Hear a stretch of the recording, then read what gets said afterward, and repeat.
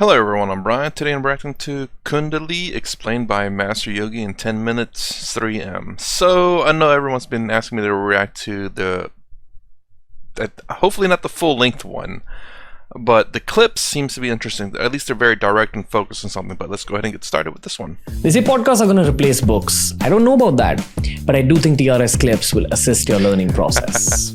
Is it true that there are certain kriyas and certain yogas that actually change your physical appearance heavily? Yes. What happens? The cells start changing.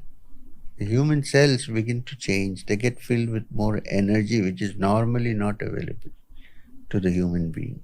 So they change. Even physically, a kriya yogi he may look similar to others, but there will be some change in him, which people can make out when they meet, when they talk. There's something about this guy which is uncanny. It's because it's not a deliberate thing. As you practice kriya, the cells get charged with energy. And therefore they are no longer like an ordinary cell. What I've understood from a slightly scientific perspective is that your breathing becomes slower and deeper. Am I right in saying that? Yes, your breathing becomes slower and deeper, but also the prana, the life energies which are usually not released from the centers called the plexuses, they get released. That's also there.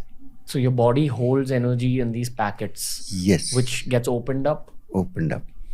And everybody's got those energies as well. Yes. Waiting to be opened up. Exactly.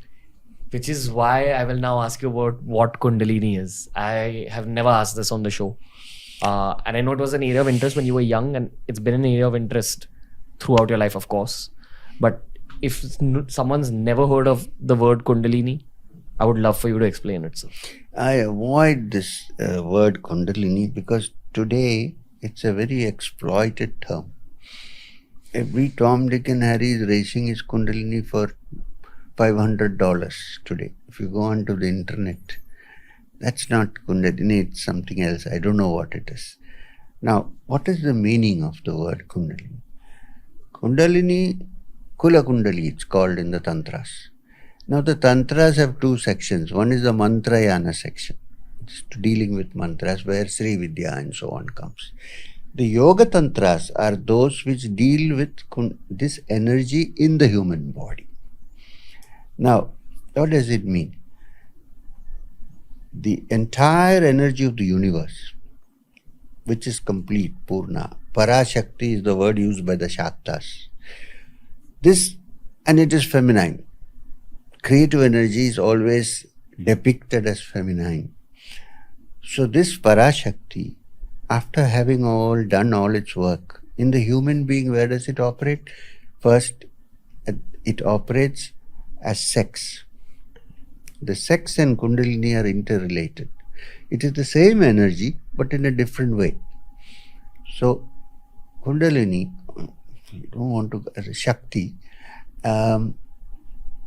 is also called Bhujangi because it's like a snake. In the sense, there is no snake there, but it's coiled. And it raises its hood, meaning it awakens.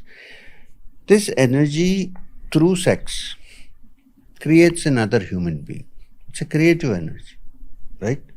So what happens in sex? The semen goes into a woman's womb and then a new being is created. This is created by the same energy which we call Kundalini, acting through sex. Which is why somewhere people have got this connection between sex and Tantra, which of course has been exploited beyond recognition. Now, this energy, after having made a child, doesn't dissipate. It stays. Where does it stay? In the bottom of the spine, in the center called the Muladhara. Your lowest chakra. Lower center. Lowest not in the sense of low and high, but in the bottommost. Physically. Physically low. Yes. Location. So it stays there. And whenever a person has a sexual excitement or enjoyment, it is the same energy that operates. Now the yogi, what he does is, instead of allowing it to express itself too much in the sexual field, he controls it and turns it around and makes it ascend the spine. When it ascends the spine, then the Kundalini or the Shakti, whatever you want to call Bhujangi, becomes a spiritually creative energy, just as it becomes a physically creative energy through sex. How do you turn it around? That's interesting. I believe we did react to Kundalini, right? Kundalini Yoga. The weirdest thing is the fact that this was not explained at all in that. Or perhaps I missed it. I don't think I did. Definitely would have picked up on the sex portion. But it so far did all start from the same. A lot of it seemed to be similar explanation. The coil, the snake, the bottommost of the energies, starting at the lower part of the spine. Interestingly enough, he said low as in it's not like in terms of hierarchy or of power. I don't think the power part, but definitely not in the hierarchy, but just in terms of location. Now I thought maybe like this is like the bottom energy is like the most primitive of the energies. Then as you elevate, this energy it escalates in terms of its power or whatever. But from what he said here, it seems, again, correct me if I'm wrong, that they all have different powers, all about the same power level, but it's just that their locations are different. Perhaps they're all the same strength and power, but just do different things. Primal power, intellect power, or whatever they may be. I don't know. I can't remember what Swami Taratmadanda has said about these levels. It's again only hearing those 7 levels. I think from a few of the yogis, gurus, swamis, yogis, but it's a lot of information to take in. Kriya is one of the practices meant to turn it around from the Yoga Tantra point of view. There is another Shastra which is called the Mantrayana Tantra, which is Sri Vidya Upasana. Through Sri Vidya Upasana, some sounds are used and chanted to awaken it. But the best thing is a judicious combination of both. And what is a fair amount of time if you're disciplined and dedicated to the process? Now, this is a very difficult question to answer because it all depends on what stage of growth soul is you are and what you have come with from the past. I was thinking along the lines like how much amount of time. It's generally a lot of people dedicate an entire days doing the meditation and whatnot. And well, I mean, fair enough. With what he said is obviously, the further along you are, the less time you need. But I think even some masters, or maybe I'm making a lot of assumptions here, but there are people out there who may master it but still meditate on that the entire day. Just a matter of how much you want to meditate on it, not necessarily how far along you are. And perhaps much like what Dandapani said, where perhaps you can, how do I say, do that throughout the day, a way of using that, doing that meditation while also working or exercising or cleaning the house or working on your whatever. You can meditate and do that simultaneously. I'm sure that's quite hard, considering that meditation, I'm sure, requires quite a lot of focus. But perhaps maybe it's like a low form of meditation, as in like you're not getting 100% of the benefits of it, but perhaps you can do like 10% of the meditation and receive 10% of the benefits. That way you're still getting some effect of it, but also capable of doing other things other than just focusing on meditation. Depends on these factors. But I think, so therefore you can't fix a fair amount of time in that kind of way. But I think that diligent practice with the understanding that you need to rise above the ordinary can help you to go there. But it's very difficult to fix. Some people happens fast and some people it takes some time. The idea is not to give up. Because it'll carry on into your next birth. Yes, and also I feel it's better that it goes slowly and matures rather than suddenly happens, because the energy is so powerful that there are cases when it has suddenly happened and the body and the mind is not able to cope with it and people become somewhat semi-crazy. When you say crazy, what happens? Suddenly there's a spurt of energy which they don't know how to place, how to control. They sort of behave in strange ways. And maybe some people might consider them to be possessed when this is Yes, happening. possible. Or mad. Interesting. Here he confirms what I've heard from Sadhguru initially whenever I was watching the Kundalini yoga. Now again, I didn't hear this from. I don't remember hearing this from Swami Taramananda very much, but he did say his master told him not to do it because it was more of mysticism as opposed to I don't know I forgot what he compared it to. Mysticism, which is what Sadhguru has said as well. I don't remember what Swami Sarvapriyananda has said about this.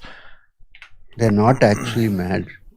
They're seeing things and hearing things and going with because something has happened in them. So I think the best thing is that it happens in a slow pace till the whole mind and body becomes mature to take the impact of the arousal. That's why I'm very concerned when people give techniques without preparing the person properly. I'm very concerned. And because I get people writing to me on mail, email and so on saying, I went to so-and-so, somebody. He taught me this and now what has happened? My whole body is shaking. Something is going up my spine. I can't eat and drink. I'm suffering. Please help me. Now, I always tell them, look, you have to go back to that person and ask, what did you learn? What did you teach? And he should be able to help you. Then they say he's unreachable. If he's unreachable, then what kind of a teacher are you? So, you know what I'm trying to say. You need a stable, experienced guru to teach you these things. You need a stable person to teach one thing. Second is, you should follow through if you taught somebody something. Because it's unexplored territory, largely. And you don't know where the pitfalls are. The poor guy doesn't know. So you need to... So I do it very carefully. I don't generally easily give to people. Not because I'm trying to hide it. It's for their own good. So is your Kundalini rising the same as you getting enlightenment? Is it the same, or moksha or nirvana, or are they two different things? According to the Yoga Shastras, generally, Kaivalya or moksha happens when the energy has risen and gone to the Sahasrara. However, I feel and I know that there are cases of people who do not practice Kriya Yoga or who don't practice Kundalini Yoga in particular, who have also become illumined. But it has happened without their conscious effort. Without their conscious effort. So just happened. Happened because their mind has become so purified and over many lives they have been working towards it. They don't need to go through this process. But it has awakened in some centers. It may not have gone through the usual yogi course from Muladhara to the Sahasrara. There are cases of people for whom suddenly the energy has opened up in the heart center. They suddenly feel that all the bliss and feelings and energies and thoughts and attention has come to, for instance, the anahat. In their hearts. And there is a great amount of bliss. They don't know anything about the Muladhara, nothing, it suddenly comes. So there are such cases also who have not systematically done the Kriya, but who have touched that by finding out their true identity by asking questions like, who am I? Am I this body or am I something else? And then it can happen.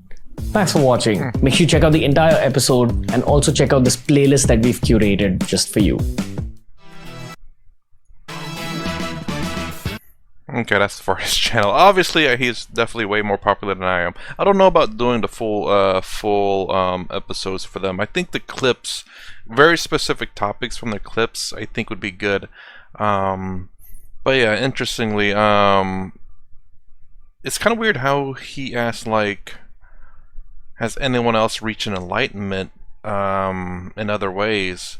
I'm assuming there's obviously the other ways of Karma Yoga, Bhakti, Jnana, and Raja Yoga, not just Kundalini or Kriya Yoga, which I do need to do Kriya, I think, and Tantra also. I remember someone suggesting that a long time ago, and it was kind of weird. It was from Sadhguru too, So I still have that reserved, which I would like to get to eventually. But I want to go ahead and do a Kriya Yoga seminar, or just list of videos from all the gurus and swamis that I watch as well. So anyways, well, hopefully this video is released. If you're watching it, clearly it's released. Hopefully it doesn't get blocked. But again, if you're watching it, then clearly it's not blocked. It could be claimed, but as long as it's not blocked, it's great. It's fantastic. I think again, like I said a little bit earlier, I think clips might be the better version as opposed to doing full-length videos, because I tried to ask them for permissions, they never replied back, and doing their entire video I think would be a disservice. This is their channel, and perhaps gurus and swamis for me is okay, but in terms of other YouTubers, I'd rather do clips if possible. Anyways, that's my reaction to Kundali. This is interesting. Kundali explained by Master Yogi in 10 minutes 3M. If you like my content, please consider subscribing. Thumbs up, thumbs down below. Thanks for watching. I'll see you in the next vid.